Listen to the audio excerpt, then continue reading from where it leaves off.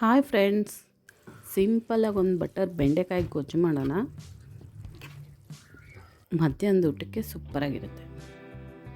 1/4 kg ಬೆಂಡೆಕಾಯಿ ತೊಗೊಂಡು ಸ್ವಲ್ಪ ಆಯಿಲ್ ಹಾಕಿ ಚೆನ್ನಾಗಿ 5 ನಿಮಿಷ ರೋಸ್ಟ್ ಮಾಡಬೇಕು. ಬೆಂಡೆಕಾಯಿನ ಚಿಕ್ಕ ಜಾರು ತೊಗೊಂಡು ಅದಕ್ಕೆ ಕೊಬ್ಬರಿ ಬೆಳ್ಳುಳ್ಳಿ ಹಾಕಿ ಪೌಡ್ರ್ ಮಾಡಿಕೊಂಡು ಅದೇ ಅದಕ್ಕೆ ಖಾರದ ಪುಡಿ, ಸಾಂಬಾರು ಪುಡಿ, ಕೊತ್ತಂಬರಿ ಪುಡಿ, ಈರುಳ್ಳಿ, ಟೊಮೊಟೊ ಹಾಕಿ ಚೆನ್ನಾಗಿ ನೈಸಾಗಿ ರುಬ್ಕೋಬೇಕು.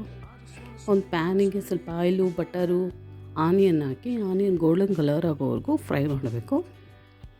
ರುಬ್ಬಿರೋ ಮಸಾಲೆ ಹಾಕಿ ಹಸಿ ವಾಸನೆ ಹೋಗೋವರೆಗೂ ಆಯಿಲಲ್ಲೇ ಚೆನ್ನಾಗಿ ಫ್ರೈ ಮಾಡಬೇಕು.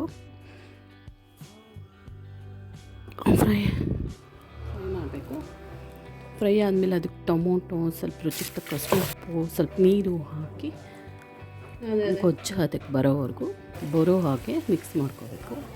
ಅದನ್ನು ಮುಚ್ಚಿಟ್ಟು 5 ನಿಮಿಷ ಬೇಯಿಸ್ಬೇಕು. ಅದನ್ನು ಬೆಂದಾದಮೇಲೆ ರೋಸ್ಟ್ ಮಾಡಿಟ್ಟಿರೋ ಬೆಂಡೆಕಾಯಿನ ಅದಕ್ಕೆ ಹಾಕಿ ಮಿಕ್ಸ್ ಮಾಡಬೇಕು.